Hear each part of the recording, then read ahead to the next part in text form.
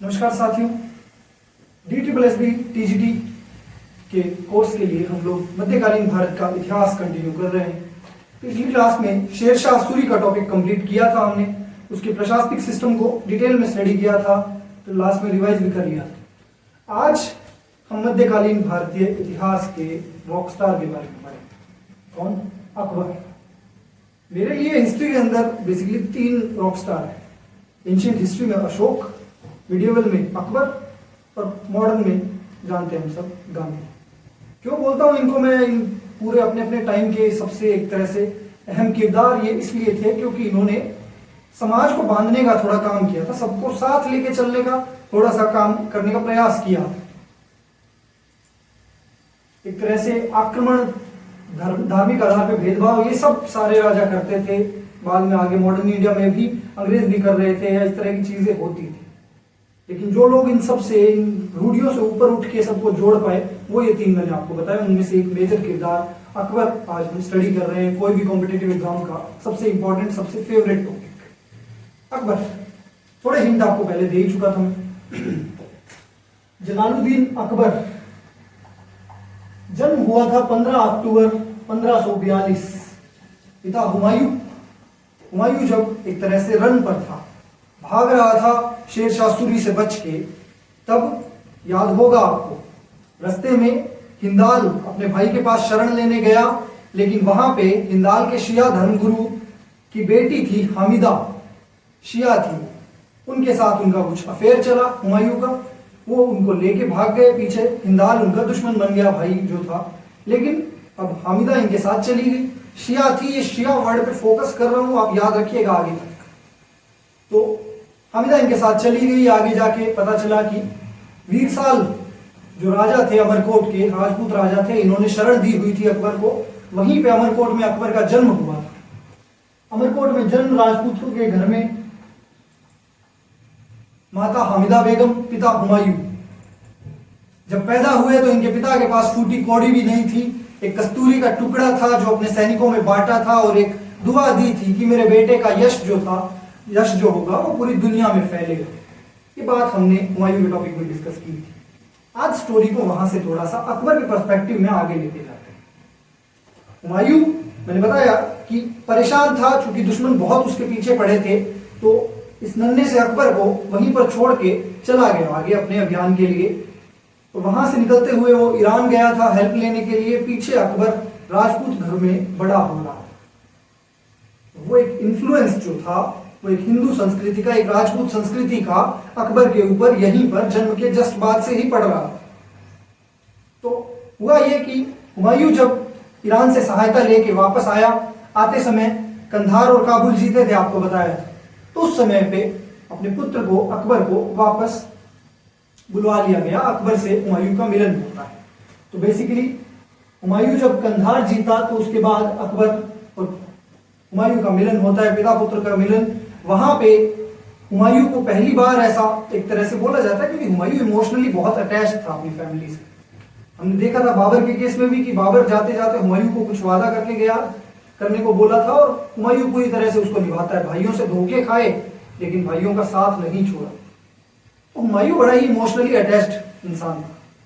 अब जब अकबर पैदा हुआ तो एक तरह की इस बार एक नई मोटिवेशन इसको मिली दिल्ली को वापस जीतने की।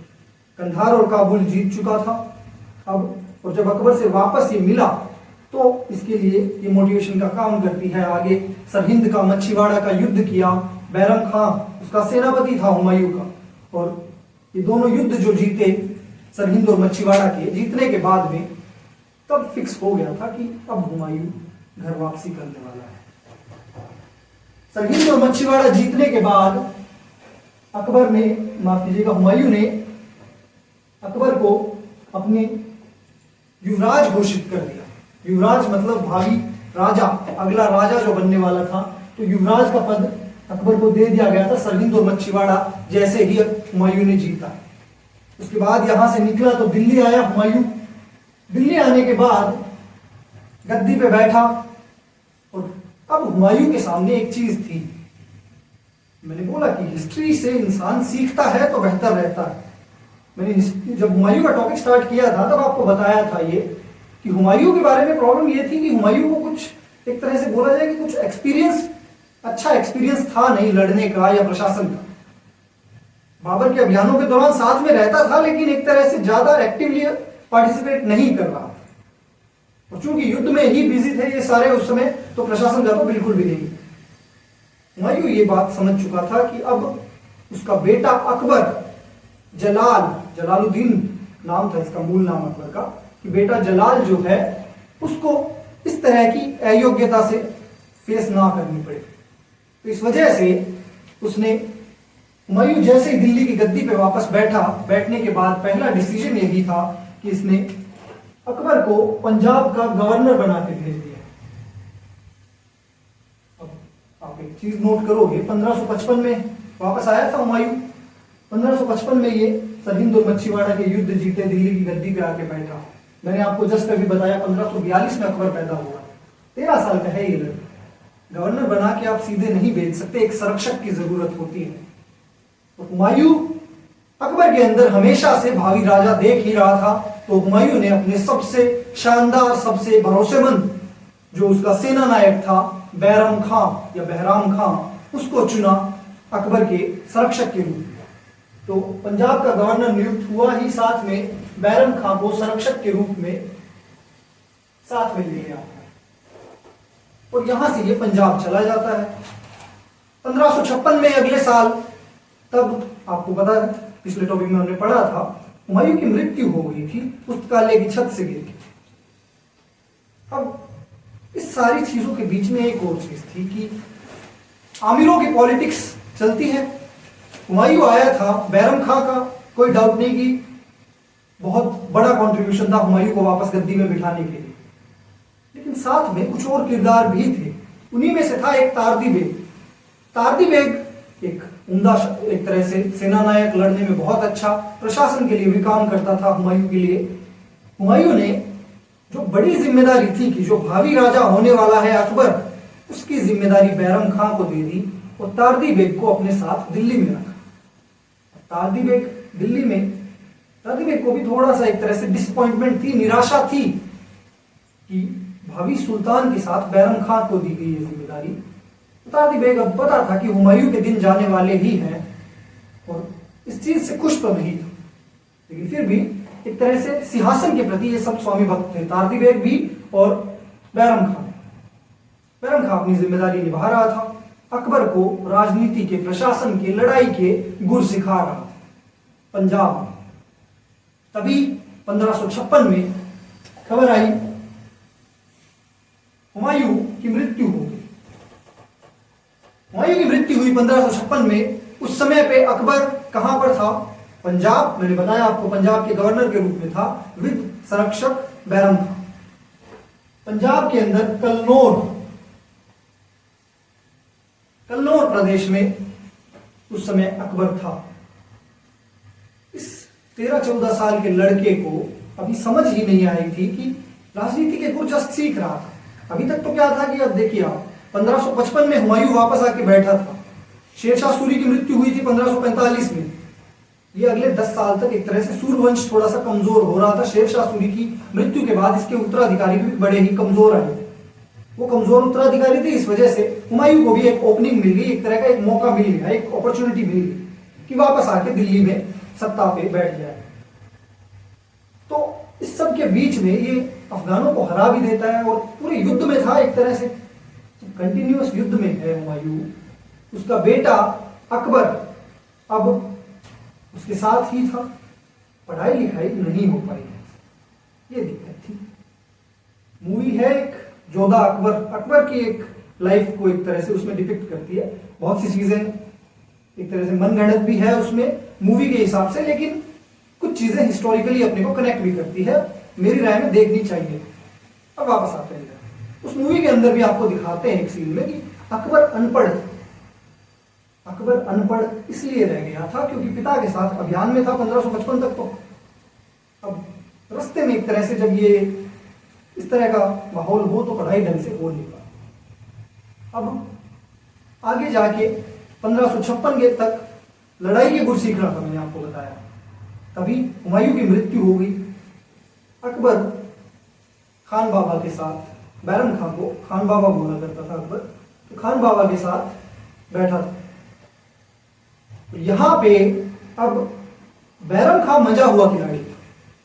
बैरम खां ने बिना देरी करते हुए तुरंत जैसे ही उसको सूचना मिली कि हुमायूं की, सुल्तान हुमायूं की मृत्यु हो चुकी है, उसने बिना देरी करते हुए तुरंत अकबर को कन्नौर में ही पंजाब में राज्याभिषेक करवाया गया।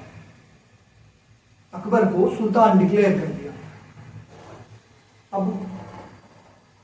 अब एक चीज ये थी कि अकबर छोटा सा लड़का ही जलाल पूछता है खान बाबा से कि खान बाबा, बाकियों के सबके तो जब भी देखता हूँ मैं राज्याभिषेक होता है किसी का तो बड़ा एकदम गाजे बाजे के साथ होता है, पार्टी वार्टी होती है, दावत देते हैं, बढ़िया खाना आता है, सब बड़े लोग आते हैं।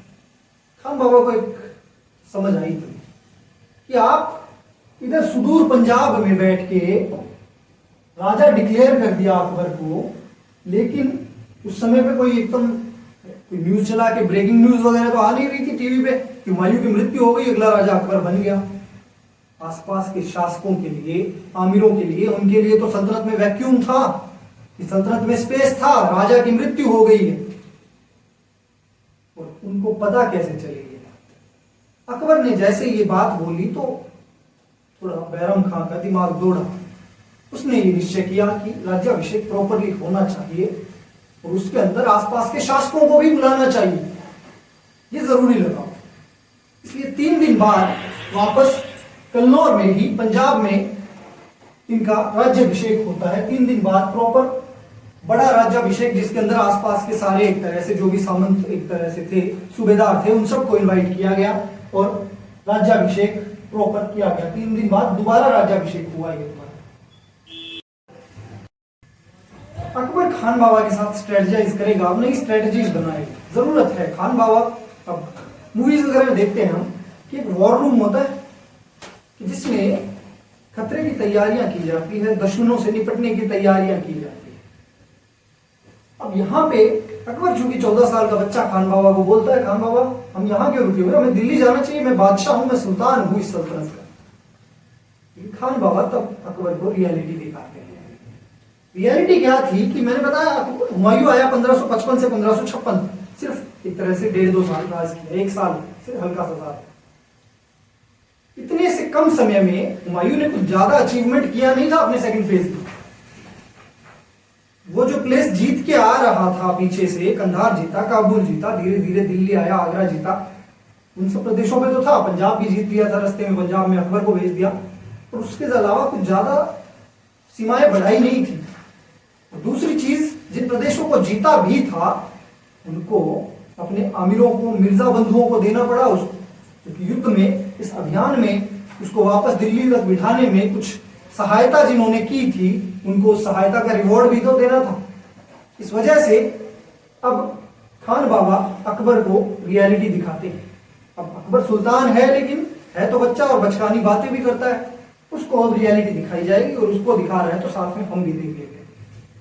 था क्या कि अब जिस दिन अकबर अब प्रॉपर राज्याभिषेक हुआ है, दिल्ली सल्तनत नाम की सल्तनत बची थी।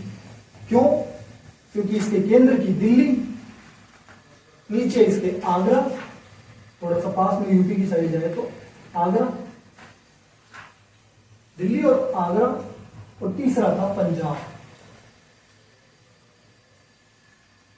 उस समय पे इंडिया पाकिस्तान चूंकि मर्ज ही थे तो ये पंजाब, ये बस 3 ही तो प्रदेश बचे थे इनके पास, क्योंकि बाकी के जो जीत के आए थे कभी कहीं मिर्जा बंधुओं के पास तो कोई और किसी इनके एक तरह से सूबेदार के पास। तो ये स्टोरी थी अब इनके समय की, अकबर के, अकबर जब राजा बना। दिल्ली में मैंने आपको बताया कि कौन बैठा, तारदी बेग। तो दिल्ली और आगरा पे इस समय पे हुमायूं के साथ तारदी बेग था। हुमायूं की मृत्यु हो गई, तारदी बेग अभी यहां पे एक तरह से कंट्रोल यहां का तारदी बेग के हाथ में। तारदी बेग रिपोर्ट करता था पंजाब पे, क्योंकि चूंकि अब अगला राजा अकबर ही था। और अकबर ने, जैसे मैंने आपको बोला ना अभी कि 3 दिन बाद में राज्याभिषेक वापस प्रॉपर नया फिर से कराया गया था, उसके दौरान दिल्ली में खुतबा पढ़वा दिया गया था अकबर के नाम का क्योंकि बैरम खां को तारदी बेग पे भी भरोसा नहीं था उतना कि तारदी बेग भी हो सकता है एक तरह से विश्वासघात कर जाए इनके साथ। इस वजह से दिल्ली में खुतबा पढ़वाया गया और बाकी के जो ये प्रदेश थे, मैंने बताया कि अब इनके कंट्रोल में सिर्फ इतना ही बचा था। तो बाकी का क्या पॉलिटिकल सिनारियो था भारत का, उसकी अगर बात की जाए तो बंगाल की सबसे पहले बात करते हैं। बंगाल में इस समय पे मुस्लिम शासक था, लेकिन उसका शासक उतना शक्तिशाली नहीं था। उसका प्रधानमंत्री जो था वो हिंदू था और उसका नाम था हेमू। ये थोड़ा सा कनेक्ट होगा, थोड़ी बहुत जीके आपने पढ़ी, ये हेमू का नाम सुना है आपने। हेमू बड़ा ही महत्वाकांक्षी, बड़ा ही शक्तिशाली, बड़ा ही एक तरह से साहसी सेना नायक बन चुका था। इनका प्रधानमंत्री के पद पे भी था बंगाल के शासक के लिए।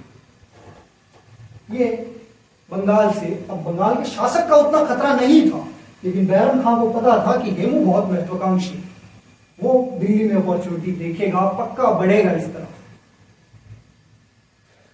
बंगाल के बाद गुजरात की बात करते हैं। गुजरात लास्ट हमने जब पढ़ा था हुमायूं के समय पे, याद होगा, टॉम एंड जेरी, वहां पे चूहे बिल्ली का खेल चल रहा था हुमायूं का, किसके साथ? बहादुर शाह के साथ। बहादुर शाह का जो असाइनमेंट था, एक तरह से बहादुर शाह के पीछे पड़ा हुआ था हुमायूं, लेकिन बीच में छोड़ के आ गया था वापस शेर शाह से निपटने के लिए, याद है आपको? तो बहादुर शाह वहां पे अब गुजरात में राज कर तो रहा था हुमायूं के जिंदा रहने के समय, लेकिन तभी भारत की इस भूभाग पे एक नया प्लेयर और आ चुका था, पावर, एक नई पावर आ चुकी थी। वो पावर कौन सी थी? उसका एक हिंट आपको दिया था पुर्तगालियों के समय, माफ कीजिएगा, विजयनगर साम्राज्य के समय। पुर्तगालियों से डील हो रही थी और अब पुर्तगाली थोड़ा सा अपना इन्फ्लुएंस बढ़ा रहे थे। वो पुर्तगाली दक्षिण में आए थे शुरू में व्यापार के लिए, अब वो व्यापार के बहाने इधर तक आ गए थे गुजरात। गुजरात में अब आ गए थे, शासक था बहादुर शाह, डील करने के लिए बुलाया। बहादुर शाह को बढ़िया एकदम मीटिंग के लिए बुलाते हैं, तो थोड़ा होता है ना गैंगस्टर्स की, आप जब भी देखोगे मूवीज वगैरह में मीटिंग होती है, कहाँ पे होती है?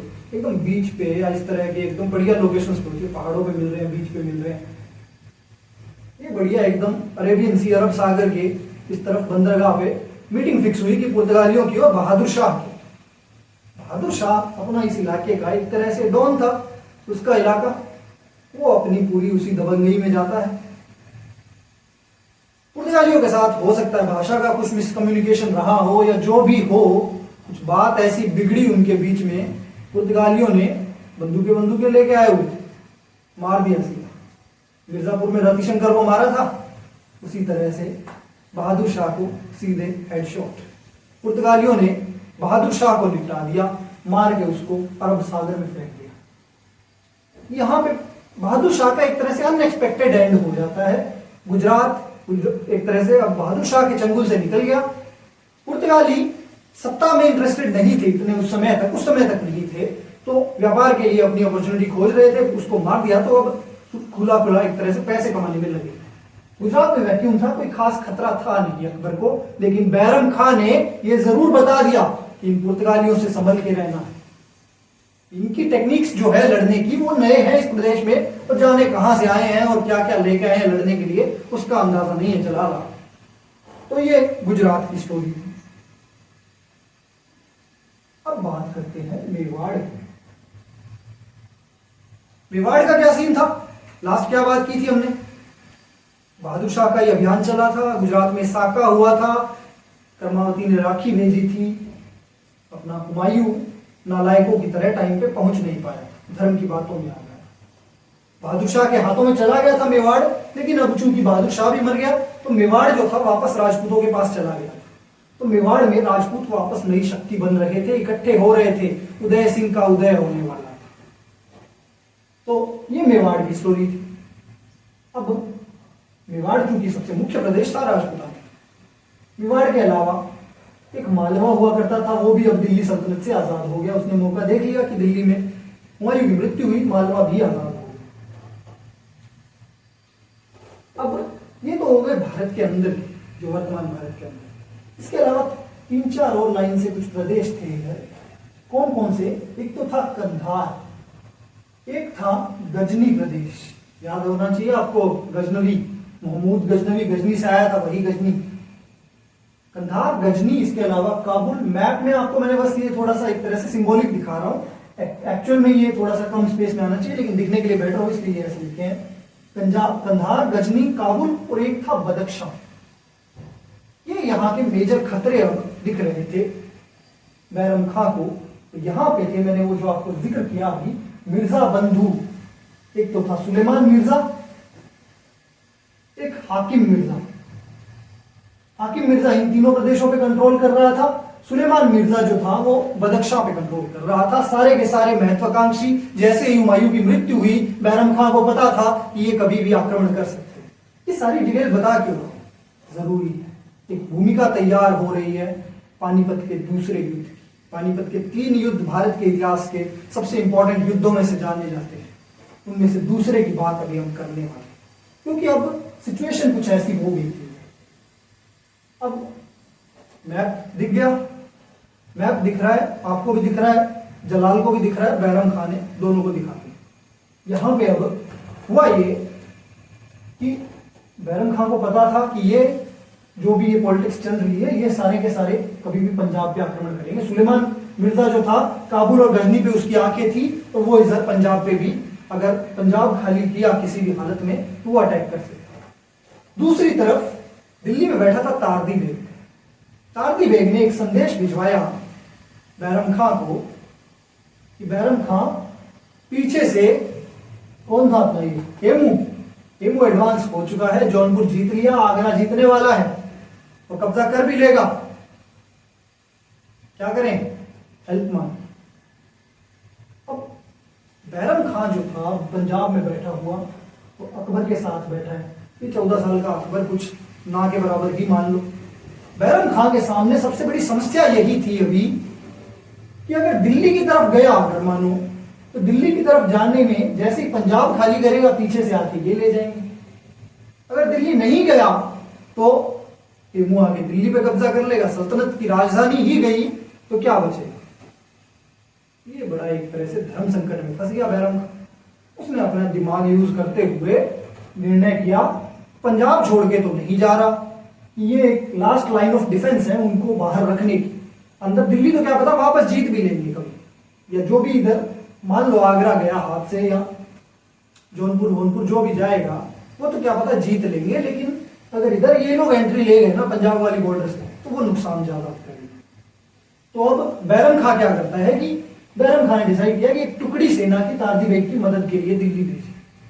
तारदी बेग के लिए एक सेना की टुकड़ी तो भेजी गई, लेकिन मैंने बताया कि हेमू बड़ा क्विक था, बहुत तीव्र था, बहुत साहसी था। हेमू टाइम वेस्ट करने वालों में से नहीं था। हेमू ने आगे बढ़ के आगरा जीत लिया था, दिल्ली की तरफ कूच करने के लिए बढ़ रहा था। तारदी बेग ना आओ देखा ना ताओ, उठाई चप्पल, भागा इधर से, सीधा जाके थमा उधर पंजाब में। पंजाब में जाके जान बचा के भागा है, जाके सबसे पहले सिचुएशन की अपडेट देता है बैरम खां को। बैरम खां पीछे से आ गया, वो दिल्ली पे कैप्चर कर लिया, दिल्ली की सीट अपनी, दिल्ली की गद्दी चली गई। लेकिन अब बैरम खां गब्बर वाला डायलॉग मार देता है कि क्या सोचा था, वापस आ जाओगे, सुल्तान खुश होगा, इनाम देगा।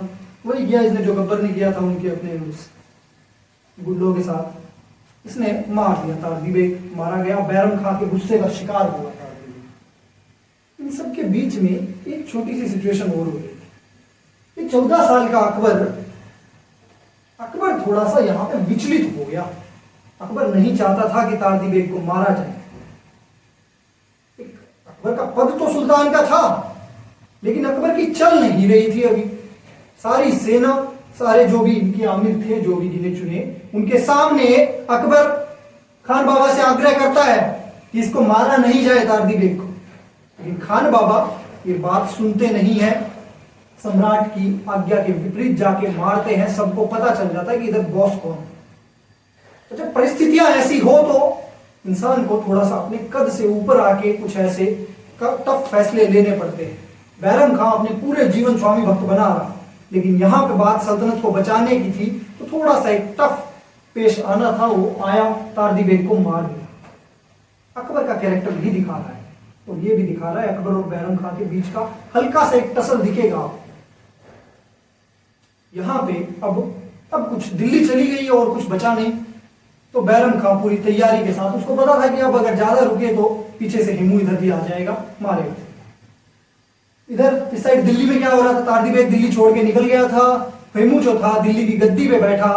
दिल्ली की गद्दी पे बैठने के बाद हेमू अपने नाम का एक तरह से छत्र लगवाता है और सिक्के चलवाता है अपने नाम के। खुद पे पढ़वाया करते थे इस्लामिक शासक, यहां पे छत्र लगवाया जाता था, शाही छतरी लगती थी। हेमू दिल्ली में गद्दी पे बैठ गया और अब वो तैयारी कर रहा था पंजाब के अंदर बैठे गवर्नर अकबर से सीधे युद्ध की। बैरम खान ने भी कमर कस ली और लड़ाई होनी लाजमी थी। हुई भी पानीपत का दूसरा युद्ध 1556। पानीपत के दूसरे युद्ध के लिए भूमिका तैयार हो चुकी थी, दोनों सेनाएं एक दूसरी तरफ से आई और आके सीधे पानीपत में मिली। हेमू ने थोड़ा सा अंडर एस्टिमेट किया था मुगलों को। हुआ ये कि हेमू का जो तोपखाना था उसको बैरम खां की सेना ने, बैरम खां ने आगे बढ़ के पूरा खत्म कर दिया, तहस नहस कर दिया। लेकिन हेमू पीछे हटने वालों में से नहीं था। मैंने बताया हेमू बहुत महत्वाकांक्षी। हेमू फिर भी आगे आता है इस युद्ध में, क्योंकि अब दिल्ली की सेना बहुत बड़ी थी, बंगाल से भी कुछ सेना लाया था साथ। पानीपत का दूसरा युद्ध होता है। यहाँ पे बैरम खां पूरी ही एक तरह से जान झोंक देता है, क्योंकि खोने के लिए इनके पास अब कुछ नहीं था। 14 साल का एक लड़का इनका सुल्तान बना बैठा है, उसको कोई एकदम इल्म ही नहीं है कि कितना भारी ये, भयंकर कितना ये चैलेंज है। लेकिन अब वही बात होती है कि जब एक तरह से परिस्थितियां जितनी कठिन हो, योद्धा उतने ही निखर के आते हैं। बैरम खां बड़े ही शानदार तरीके से लड़ता है इस युद्ध में, और तभी एक तरह से वही भाग्य बहादुरों का साथ देता है। वही बात हुई, एक तीर आया आके सीधे हेमू की आंख में। हेमू जैसे ही अपने हाथी का जो होद सा बना होता है उसके अंदर गिरा, और हिंदू राजाओं के साथ या जो एक तरह से हिंदू सेना नायक होते थे उनके साथ ये बड़ी प्रॉब्लम थी। जैसे ही आपका सेनापति गिरा ना युद्ध में, आपकी सेना रिट्रीट कर जाती थी, पीछे चली जाती थी। और एक और मेजर दिक्कत है, ये आपको दिखेगा, एक तो होंगे इस्लामी शासक जब भी लड़ाई करेंगे खुद युद्ध में नहीं जा रहे, अपना एक बेस्ट सेनापति भेजेंगे। जबकि राजपूत और हिंदू शासक जो थे इनके लिए ये थोड़ा सा एक तरह से ईगो का इशू था कि मैं लीड करूंगा फ्रंट। अब सांगा जैसा बंदा हो कि जो लड़ने में बहुत अच्छा हो, वो तो ठीक है लीड करता था, उसके अलावा उसके जितना भयंकर कोई इंसान था भी नहीं लड़ने में। लेकिन बाकी के थोड़ा सा एक दिमाग भी लगाना होता है। आज अगर पाकिस्तान से लड़ाई हो जाए, नरेंद्र मोदी कोई जाके सीमा पे खड़े थोड़ी हो जाएंगे 56 इंच का सीना लेके, अपना लड़ाई तो सेना करेगी ना, और सेना के लिए जो बेस्ट एक्सपर्टीज जिनके पास है वो करते हैं। यहाँ पे इस केस में क्या हो रहा था कि अब हेमू एक राजा, वो उसकी आंख में तीर लगा तो एक तरह से इनका तो युद्ध ही खत्म। दूसरी तरफ अगर बैरम खां मारा भी जाता तो भी अकबर जब तक जिंदा है इनका एक तरह से इनकी लड़ाई तो जारी रहती। ये यहाँ पे ये समस्या थी। हेमू की आंख में तीर लगा, हेमू जैसे गिरा, हेमू कुछ देर के लिए दिखा नहीं, सेना कर गई रिट्रीट, मुगल जीत गई। युद्ध हारने वाले थे, हालत खराब हो रही थी। भले ही बैरम खां बहुत बहादुरी से लड़ा, लेकिन इस युद्ध में थोड़ी हालत खराब हो गई थी मुगलों। अब लाया गया उसको निकाल के हेमू को अकबर के सामने, वापस वही बैरम खां मारने के ऑर्डर देता है। एक तरह से अब अकबर के लिए बोलता है कि आप भी गाजी की उपाधि लीजिए, ये उठाइए तलवार, इस शमशीर से, इसके खून से अपनी तलवार को नहला दीजिए। लेकिन अकबर, मैंने बताया 14 साल का बच्चा, वो भी थोड़ा सा एक तरह से नरम दिल का बोला जा रहा है। वो ये मारना नहीं चाहता था, हिचकिचा रहा था। वापस बैरम खां आया, हाथ से तलवार छीनी, मार दिया, गला काट दिया, हेमू को खत्म किया। यहाँ पे जो एकदम छोटे से टाइम के लिए दिल्ली सल्तनत पे वापस एक हिंदू राजा आके बैठा था, उसकी मृत्यु हुई। वापस मुगल अकबर के शासन में आके बैठ गए, स्थापित हो गए। बैरम खां का बहुत बड़ा योगदान था। ये पानीपत का दूसरा युद्ध था। अब पानीपत के 3 युद्ध भारत के इतिहास के सबसे मेजर युद्धों में गिने जाते हैं और मुगलों की तो जिंदगी है। कैसे? पानीपत का पहला युद्ध 1526 बाबर और इब्राहिम लोदी के बीच मुगलों ने पैर लाए रखे थे बस भारत की भूमि पे।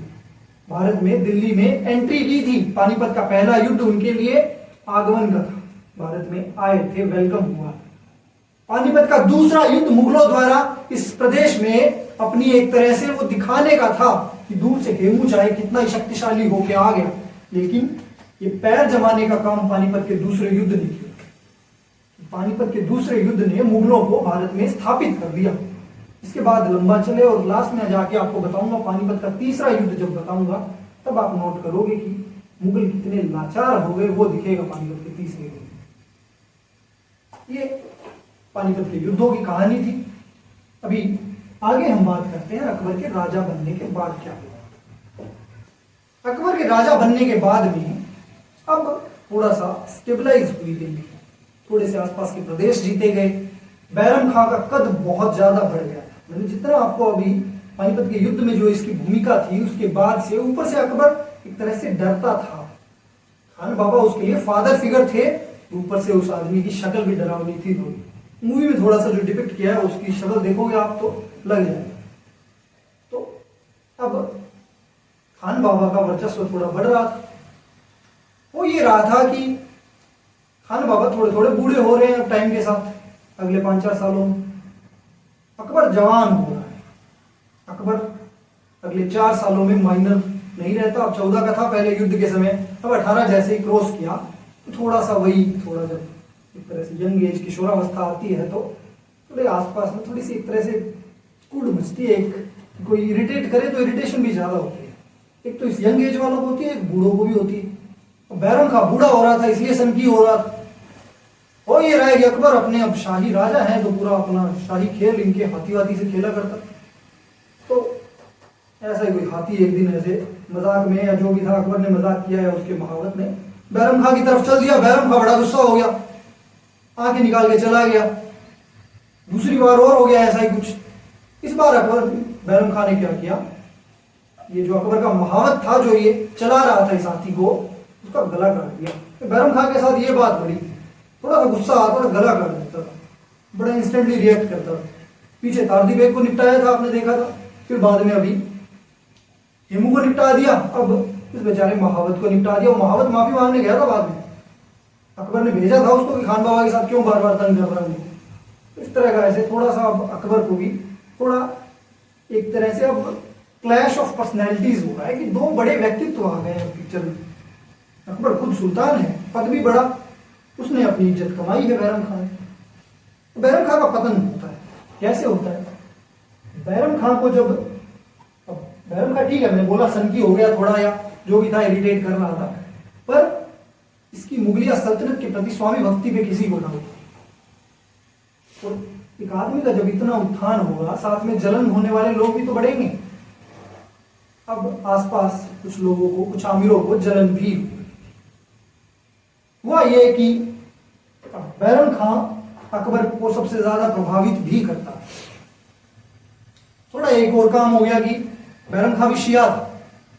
दिल्ली के अंदर मैंने बताया था कि सुन्नी भरे हुए थे, पिछली क्लास में बताया था। हुमायूं को जिम्मेदारी मिली थी ईरान के शाह से जो डील हुई थी उसमें कि शाह जो है उसने बात की थी कि आप जाके दिल्ली के अंदर थोड़ा शिया मत का प्रचार प्रसार करोगे। तो अब हुमायूं जो था शियाओं के प्रति थोड़ा उदार हो गया था। उसके बाद अब अकबर के टाइम पे बैरम खां खुद शिया था, लेकिन सुन्नी भी तो थे इधर। एक सुन्नी धर्मगुरु था, उसको जान से मार दिया बैरम खां ने, उसका भी गला काट दिया। थोड़ा सा वो हो रहा था कि लगाम खींचने की जरूरत थी बैरम खां को, किसी अकबर को भी लग रहा, बाकियों को जलन थी। ये सारे सीन हो रहे थे आगरा में। तभी महम अनगा, ये औरत कौन थी? ये अकबर की धायमा थी। अकबर की धायमा, और अकबर इनसे एक तरह से बहुत इनको मानता बहुत था। अकबर इनसे पूछ के राजकाज में भी इनका अच्छा खासा सुझाव लिया करता। ऊपर से इनके पास एक और जिम्मेदारी थी, वो थी कि ये जो अकबर का हरम चलता था उस हरम की एक तरह से मुख्य संचालक महमंगा थे। महामंगा भी बोला जाता है इनको कई किताबों में, या महमंगा भी बोलते हैं। उस मूवी के अंदर जो मैंने आपको बताई थोड़ी देर पहले उसमें महामंगा शब्द यूज होता है इनके लिए। तो महमनगा जो थी ये इनकी दाइमा, साथ में हरम की एक तरह से संचालिका। हरम क्या होता है? हरम है महल का वह स्थान जहां पे महल की सारी रानियां, उनकी दासियां, उनके बच्चे रहा करते। अकबर के लिए एक तरह से आप कह सकते हो एक शासक के लिए या तो हो सकता है कि शासक की अय्याशियों का अड्डा हो, यहां पे थोड़ी बेटर लैंग्वेज में बोला जाए तो कि महल की सारी रानियां और उनकी दासियां और जो भी बच्चे वगैरह रहते थे, इन हरम की एक तरह से, अब हरम बहुत बड़ा था अकबर का, ये भी बोला जाता है। और हरम की सुरक्षा का जो जिम्मा होता था वो किन्नरों को दिया जाता था। इस हरम की संचालिका महमनगा तो बड़ा इन्फ्लुएंस करती थी। अब राजा की सारी रानियां और उसके बच्चे जिस जगह पे पल रहे हैं उसकी मुख्य प्रबंधक महमनगा है। रोल तो कुछ बड़ा होगा ही इसका। महमनगा इनको जलन थी अपने बैरम खां से। महमनगा ने अकबर को संदेश भिजवाया एक झूठा मूठा कि राजमाता की तबीयत खराब है। राजमाता कौन? हामिदा बेगम, अकबर की मां। उनकी थोड़ी तबीयत खराब है, जलाल आप जल्दी से आ जाइए, दिल्ली आइए, ताकि दूरी क्रिएट की जाए। सबसे पहले वही था कि थोड़ी एक तरह से अकबर और बैरम खां के बीच में दूरी क्रिएट करें। बैरम खां को आइडिया था कि कुछ षड्यंत्र हो सकते हैं उसके खिलाफ, लेकिन बैरम खां को अकबर पे भरोसा था थोड़ा कि अकबर को इतना तो मैंने सिखाया है कि रियल और फेक लोगों के बीच में डिफरेंशिएट कर पाएगा। अब अकबर जैसे उधर जाता है, पीछे ये हुआ कि अकबर को वहां पे जाने के बाद अकबर के कान भरे गए दिल्ली के अंदर पूरा बैरम खां के विरुद्ध कि बैरम खां ऐसे ऐसे आपके यहाँ पे धर्मगुरुओं को मार दे रहा है, उसने आपके महावत को मार दिया, बेवजह तलवार मार दी। और ये कोई तरीका है सुल्तान से बात करने का? सुल्तान की अपनी एक इज्जत है। आपके बारे में अगर आपका एक नायब के पद पे था वैसे बैरम खां, प्रधानमंत्री, ये प्रधानमंत्री अगर ऐसे इस तरह से सुल्तान से बात करेगा तो आपकी इज्जत क्या रह जाएगी? इस तरह की बातें जब एक राजा को बोली जाएगी, ईगो तो हर्ट होना ही था। तो अकबर ने संदेश भिजवा दिया बैरम खां को, खान बाबा आप जहां भी हैं मैं आपको वापस देखना नहीं चाहता, आपसे एक दरख्वास्त है कि आप तीर्थ पे चले जाइए। खान बाबा चल पड़ते हैं। बैरम खां अब क्योंकि मैंने बताया स्वामी भक्त था और अकबर ने बोला तो अकबर का आदेश उसके लिए बस वही था कि एक पत्थर की लकीर था, उसने सीधे सीधे चालू कर दिया अपना रास्ता। महमनगा को यहां पे भी एक तरह से शांति मिली थी। महमनगा और इसका एक पुत्र भी था आदम खां, ये दोनों मिलकर ये षड्यंत्र करते हैं। इन्होंने वापस एक अफवाह फैलाई, अलवर होके जा रहा था ये बैरम खां, तो अफवाह फैलाई गई कि बैरम खां जो है वो विद्रोह की तैयारी कर रहा है, दिल्ली की तरफ सेना लेके आया। अकबर को जब ये चीज सुनाई दी, अकबर ने अपने सैनिकों को एक टुकड़ी के साथ भेजा, क्योंकि अब थोड़ा सा अब वो था कि अकबर भी अब ऐसा था कि ऐसे माहौल में था ना कि आपने किसी को नौकरी से निकाला है, वो आदमी लड़ने के लिए कैपेबल है, तो आप कोई भी ये मान लेगा राजा कि आ रहा है वो लड़ने के लिए। लेकिन खान बाबा का ऐसा कोई इरादा था नहीं। खान बाबा को भी ये सूचना मिली कि दिल्ली की सेना आ रही है, तो खान बाबा ने अपने जो भी ये तरह के राज चिन्ह हुआ करते थे उस समय के, कि जो एक पहचान होती थी इस नायब की, नायब था ये, इसके अलावा खाने खाना भी था बैरम खां, खाने खाना की एक उपाधि थी इसके पास और नायब भी था। इसने अपने ये जो राज चिन्ह हुआ करते थे ये लौटा दिए दिल्ली को, एक संदेशवाहक के साथ भेज दिए। लेकिन अब चूंकि अकबर के कान ज्यादा भरे गए थे, वो सेना आती रही, और बैरम खां भी अब एक बात हुआ है ना कि आदमी को एक इतना पिंच करोगे आप, बैरम खां अंदर से तो एक खूंखार जानवर ही था, लड़ाई करने वाला। सरिंद और बच्चीवाड़ा के युद्ध में आके उसने दिल्ली की गद्दी पे बिठा दिया था हुमायूं को। बंदा कोई ऐसा कोई ये आज का पैदा हुआ वो नहीं था कि अकबर से ऐसे डर के भाग जाए। इस 14 साल के लड़के को इसने पाल पोस के बड़ा किया है, और अब ये एक तरह से इसके अधीन होने वाला नहीं था। ऐसे तिलवाड़ा का युद्ध होता है, याद रखना है, तिलवाड़ा का युद्ध बैरम खां और अकबर की सेनाओं के बीच लड़ा गया। अब तिलवाड़ा में बैरम खां हार जाता है। हारने के बाद अब अकबर के समक्ष लाया गया। अकबर चूंकि ऐसा आदमी था कि ये तरह से ज्यादा ग्रज नहीं रखता था। खान बाबा ने जो सर्विसेज दी थी इस पूरे एम्पायर को, मुगलिया एम्पायर को एस्टेब्लिश होने में, उनकी भी कदर करता था। इसलिए अकबर ने अब सीधे सीधे खान बाबा के सामने 3 प्रस्ताव रखे, या तो कोई जागीर ले लो, आपकी मर्जी की और सबसे इंपॉर्टेंट जागीर जो है वो आप रखिए, सूबेदार बन जाइए वहां के। या फिर अगर आपका मन है तो आप सुल्तान के सलाहकार के पद पे आ जाइए, मुख्य सलाहकार बनाता हूं मैं आपका। अब आपको प्रधानमंत्री नहीं रहने दे सकता, लेकिन सलाहकार जरूर बन सकते हैं आप मेरे। तीसरा है कि आप, जो मैंने आपको पहले बोला था, तीर्थ के लिए मक्का चले जाइए। इन तीनों में से आपकी मर्जी, आपको जो भी चुनना है चुनिए। बैरम खां भी तो अब था थोड़ा आत्मसम्मान वाला व्यक्ति था। वो अब, क्योंकि उसको पता था कि अब अकबर भरोसा करता नहीं है, षड्यंत्र इतने बढ़ गए हैं, तो ना तो जागीर लेता है ना सलाहकार लेता है, पद लेता है सलाहकार का, वो चला जाता है तीर्थ पे मक्का। मक्का जब जा रहा था तब रास्ते में अफगानिस्तान से होके गुजर रहा था, वहां पे कुछ, अब बैरम खां भी मैंने बताया कि बहुत युद्ध लड़े हैं, बहुत बहादुरी दिखाई है, कुछ बहुत से दुश्मन भी तो क्रिएट हुए होंगे, तो बहुत से दुश्मन इसके क्रिएट हो गए थे, उनमें ही किसी ने अफगानिस्तान में इसको मार दिया। जब बैरम खां की मृत्यु की खबर अकबर को पहुंची, अकबर को उस समय बड़ा दुख हुआ, क्योंकि अकबर को सामने अब वो था कि अब ताश के पत्तों का एक घर जो बनाया जा रहा था षड्यंत्रों द्वारा, वो ढह गया। अब उसको थोड़ा सा दिख रहा था, दाल में काला दिख गया था कि ये षड्यंत्र था ये पूरा। खान बाबा कभी भी उसके खिलाफ नहीं थे। अकबर को अब थोड़ा सा मेहमनगा के प्रति गुस्सा बहुत आया, लेकिन वो अब सीधे सीधे इनके साथ बगावत पे भी नहीं उतरे, कि एक तरह से सीधा सामना भी नहीं किया। अब अपनी गलती का पश्चाताप करने के लिए क्या करते हैं कि जो बैरम खां है, उनकी वाइफ थी सलीमा, उनका एक बेटा था रहीम, उनको यहां से अफगानिस्तान से पूरी इज्जत के साथ वापस दिल्ली बुलाया जाता है। सलीमा के साथ अकबर निकाह कर लेता है, अकबर शादी कर लेता है। रहीम जो था वो अकबर का एक तरह से गोद लिया हुआ पुत्र बना। ये रहीम बाद में आगे जाके, अब इसको पूरे दरबार के अंदर संरक्षण मिलता है, बाद में जाके आगे जाके कुछ दोहे लिखते हैं, बहुत कुछ लिखते हैं इसके अलावा। जिन रहीम जी को आप जानते हो, रहीमन धागा प्रेम का मत तोड़ो छिटकाए वाले दोहे के लिए वो रहीम जी यही थे, अकबर के पुत्र थे।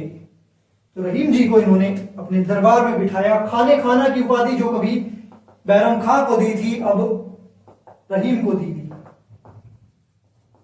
सलीमा जी से इनका निकाह हो ही गया। तो इस तरह से अकबर ने अपने इस पाप का तो पश्चाताप कर लिया, बैरम खां का पतन हो गया। अब बात करते हैं मेहमनगा। मेहमनगा का जो इंटरफेरेंस था वो बढ़ रहा था, बढ़ते बढ़ते बहुत ज्यादा हो गया था। मेहमनगा के केस में हुआ यह कि मेहमनगा अपने पुत्र अधम खां, अब ये अधम खां का भी मैंने आपको जस्ट अभी थोड़ी देर पहले बताया था कि ये भी पूरा का पूरा षड्यंत्र में शामिल था। अधम खां के साथ मिलके ज्यादा ही इंटरफेयर कर रही थी। अधम खां को एक अभियान पे भेजा था, आपको बताऊंगा मैं आगे जब अकबर के अभियानों की बात करेंगे। तो एक अभियान पे भेजा था मालवा में, वहां पे सुल्तान के लिए खजाना लूट के खुद के लिए रख दिया। अकबर को एक तरह से करप्शन कर रहा था, भ्रष्टाचार कर रहा था अधम खां।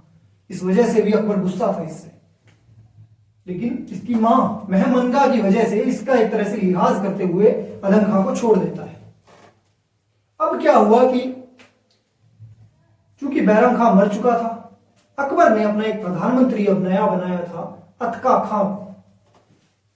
अतका खां अकबर का प्रधानमंत्री। इस आदमी को अब अधम खां और अनगा मेहमनगा मिलके मार देते। अतका प्रधानमंत्री था, बड़ा योग्य था ये, लेकिन आदम इसका मर्डर कर देता है। चूंकि ये बात अकबर को पता चल गई थी, उसको पता था कि अब बहुत लोगों ने देख लिया, वो सूचना अकबर तक भी पहुंच गई, तो उसको पता था कि अकबर अब इसको मरवा देगा। तो वो बिना देरी किए जाता है सीधे अतका खां जो है अकबर के पास। अकबर का एक जो रूम था उसमें एक शाही कक्ष में गया, वार करने ही वाला था कि अकबर, चूंकि अब किताबों में हिस्टोरियंस जो है वो लिखते हैं कि अकबर बड़ा ही एक तरह से बलशाली आदमी था। अकबर ने उसका हाथ पकड़ा और एक बहुत जोर से उसको मारा, वो गिर गया। उसके बाद उसको बहुत कुछ गाली गलौज हुआ होगा और बाद में लेके गया बाहर, अपने सैनिकों के साथ बालकनी में रखा गया उसको खड़ा। और अकबर, अभी तक अकबर को मैंने आपको बताया ना कि अकबर अब अभी तक इतना बड़ा हुआ, डायरेक्ट कभी मार नहीं रहा था किसी को, हत्या से अकबर थोड़ा सा दूर रह रहा था। यहां पे अतका खां को सैनिकों ने पकड़ लिया। अब अकबर डायरेक्ट खुद आदेश देता है इस आदमी को इस महल की छत से, यहीं से, बालकनी से ही नीचे गिराया जाए। ये बड़ी ट्रेजेडी की सिचुएशन है, थोड़ी टेंस सिचुएशन थी, लेकिन यहाँ पे एक कॉमिक मोमेंट हो जाता है। होता यह है कि इस आदम खां को अकबर के सैनिक पकड़ के गिरा देते हैं, वो नीचे गिरता है, लेकिन गिरने के बाद मरा नहीं, बेचारा हड्डियां टूट गई, मरा नहीं। अकबर ने सैनिकों को बोला कि देखो, झुक के देखो कि जिंदा है कि मर गया। उन्होंने बोला कि साहब ये तो हाथ पैर हिला रहा है, अभी चीख रहा है, गाली भी दे रहा है आपको। अकबर थोड़ा सा शक पका गया कि यार तलवार से तो मार नहीं पाऊंगा मैं। तो उनको सैनिकों को बोलता, हंस क्या रहे हो, जाओ वापस जाओ, उसको उठा के लाओ। उसको उठा के लाया गया, वापस बांधा गया। इस बार अकबर ने बोला टेक्निक से फेंको, थोड़ा गर्दन नीचे की साइड रख के फिर फेंका। इस बार गिरा, नीचे जाके गर्दन टूटी, मर गया आदम खां। महमनगा से भी अब अकबर ने दूरियां बना ली थोड़ी, और महमनगा को एक तरह से संदेश दे दिया कि आप भी अब एक तरह से तीर्थ पे चले जाइए या राजकाज से दूर रहिए। इस तरह से अकबर इनके चंगुल से छुड़ा, महमनगा और अदम खां। इस बात को बोला जाता है, ये जो टॉपिक जो हमने अभी ये जो फिनोमिना स्टडी किया, ये था अकबर पर हरम का प्रभाव। अकबर हरम के प्रभाव में आ गया था। हरम की संचालिका महमनगा थी, इस वजह से महमनगा के प्रभाव में आके उसने अपने एक तरह से खान बाबा को, बैरम खां को मरवा दिया। उसके अतिरिक्त मरवाया डायरेक्टली नहीं, लेकिन उसको निकलवा तो दिया ही। तो उस तरह की चीजें थी। ये हरम का प्रभाव चल रहा था, अकबर अपने खुद के दिमाग से डिसीजन नहीं ले रहा था। महमनगा अब पिक्चर से हटी, अदम खां मारा गया और अकबर इस तरह से हरम के प्रभाव से मुक्त हुआ। ये हमारी आज की पूरी क्लास थी। अकबर का इंट्रो लिया, अकबर के कैसे आके दिल्ली में बैठा, उसके समय पे सिचुएशन क्या थी, वो सारी बात की हमने। उसके अलावा बाद में आके क्विक रिवीजन करना है तो बेसिक आपको वही जानकारी अपने को उधर से मिल रही है कि हुमायूं आ गया था, आने के बाद में गवर्नर नियुक्त किया था इसको पंजाब का। हुमायूं की मृत्यु के बाद उस समय पे ये कल्लोर में बैठा था। भारत की पॉलिटिकल सिचुएशन क्या थी कि इधर पंजाब के अंदर खुद अकबर बैठा है और दिल्ली के अंदर तारदी बेग था, बंगाल के अंदर हेमू, नीचे मालवा स्वतंत्र हो चुका था, गुजरात के अंदर राजपूत वापस आ गए थे, बहादुर शाह को मार दिया था पुर्तगालियों ने। इसके अलावा इधर मेवाड़ के साथ था कि मेवाड़ भी उदय सिंह के नेतृत्व में वापस खड़ा हो रहा था। इधर कंधार, गजनी, काबुल और बदख्शां में मिर्जा ब्रदर्स आ गए थे। हुमायूं के ही कुछ पीछे से संबंधी थे, बाबर के जो वंशज और थे वो आ गए थे। तो वो सारे इधर की पॉलिटिक्स कर रहे थे। इन सारी पॉलिटिकल सिचुएशन का निचोड़ आया पानीपत का दूसरा युद्ध। पानीपत के दूसरे युद्ध में हेमू की सेना को हराता है बैरम खां। जीतने के बाद में हेमू को मार दिया गया, आके इधर बैठ गया गद्दी पे अकबर गद्दी पे बैठने के बाद में थोड़ा सा एक तरह से सबसे पहला टॉपिक जो हमने किया उसके बारे में वो था बैरम खां का पतन, क्योंकि बैरम खां का प्रभाव बढ़ गया था। उसके बाद उसकी मनमानियां ज्यादा बढ़ने लगी, लोगों को जलन हुई, षड्यंत्र हुआ। बैरम खां तिलवाड़ा का युद्ध करता है अकबर के साथ, उसके बाद मारा जाता है। तिलवाड़ा के युद्ध में जिंदा रहे थे, लेकिन बाद में अकबर ने जब इनको भेजा आगे तीर्थ के लिए भेजा था, तो वहां पे रस्ते में अफगानिस्तान में कोई और खोखर जनजाति के लोग थे, उन्होंने मार दिया, पुराने दुश्मन थे इसके। उसके बाद हरम के प्रभाव से भी मुक्ति मिलती है। आदम खां को बड़ा ही एक तरह से कॉमिकली मारा जाता है अकबर के द्वारा। और फिर ये आज का हमारा टॉपिक खत्म। कल हम पढ़ेंगे अकबर के विजयी अभियान, और हो सका तो उसके साथ में फिर आगे अकबर की कुछ नीतियां और उसकी धार्मिक नीति के साथ इंक्लूड करके उसका प्रशासन भी पढ़ेंगे। स्थापत्य कला के बारे में भी थोड़ी सी जानकारी लेंगे। ये अकबर का आज फर्स्ट पार्ट हम कंप्लीट कर चुके हैं। जो भी आपका फीडबैक हो तो प्लीज आप कमेंट सेक्शन में लिखिए। अगर वीडियो पसंद आ रही है तो लाइक करिए, शेयर करिए। टेलीग्राम ग्रुप पे जाइए आप, जिसने जो कोई वीडियो देख रहा है वो जाके टेलीग्राम ग्रुप पे आंसर्स दीजिए। वहां पे बहुत कम लोग सही आंसर दे रहे हैं, तो इसलिए ज्यादा से ज्यादा लोग अपने इस ग्रुप को शेयर करिए और जुड़े रहिए हमारे साथ स्टडी मोबाइल। Thank you.